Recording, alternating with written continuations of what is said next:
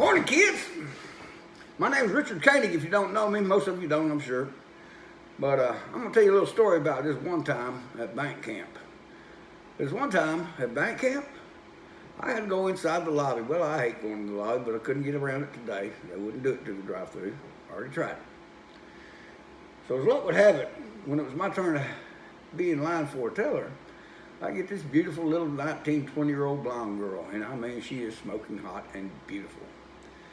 And man, I just hate that part. I can't stop them gums from bumping when I get across the desk from a pretty little 20-year-old blonde girl. That's another story. But today at bank camp, I walked up, I told her what I needed to get done, and she said, well, Mr. Koenig, I'll be glad to help you with that. And she said, by the way, I sure do like that hat and that feather in it. She said, what kind of feather is that? I said, girl, it's a turkey turtle feather. She said, a what? I said, a turkey turtle feather. She said, what on earth is a turkey turtle? I said, where are you from, girl, New York City? She said, no, sir, I was born and raised in Mont Belvieu, Texas, right here. My dad taught me how to hunt and fish when I was 9 years old. I ain't no city girl. I said, girl, you go out in the woods and you fish and you ain't never seen a turkey turtle? She said, no, sir, I've never seen one. What's one of them critters look like? I said, well, baby, it looks just like what it sounds like. It's a turtle, but instead of having a long, singular tail, it's got a turkey fin, feathers. She said, well, I'll be. I ain't never seen such. And I said, well, girl, next time you're in the woods, start paying attention because they're really easy to spot and they're everywhere. I mean, everywhere in this country. They're indigenous. And some of them get big as this table. Heck, they might get bigger than that. I don't know. They might get better than that. They might not want to come out at nighttime because might want to come out at nighttime because they don't want to see people. They might get smart when they get real old. I don't know. I've never seen one at night. I think they hold up and go to sleep like we do. But she said she was going to start looking for him. She asked me. She said, how'd you get that feather off that turkey turtle? What'd you do to catch him?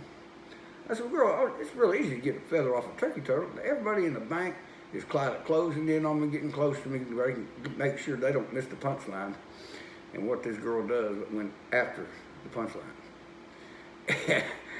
And I said, girl, it's real easy to catch them. You just sprinkle a little salt on the tail. She said, salt? And I said, yes, sir. She said, what's salt do? I said, it immobilizes them. They can't move. You put a little salt on their tail. She said, well, I'll be darned. Isn't that interesting? She said, can't move if you put salt on their tail. And I said, yes, ma'am. And she said, well, I'm going to have to try that. I'm going to bring a salt shaker with me in the woods next time. I said, well, baby, no. Sometimes you got to take what I say. You don't know me very well, but sometimes you can take what I say with, a grain of salt. And that was a figure of speech. Sprinkle a little salt on the tail. She said, really? Well, what do you got to do? And I said, you got to use a 50-pound sack. And the bank erupted in laughter. And here we go. She had to conclude my business, had to finish helping me, and she never took that chin off her chest because she could not make eye contact with me anymore until the moment I was ready to leave. And I thanked her for her help. And I said, girl, I'm going to leave now, so you can pick your head up and look around. She said, well, everybody laughed at me. And I said, well, girl, because it was cute. They just laughed at you because you're naive and cute. You don't feel humiliated.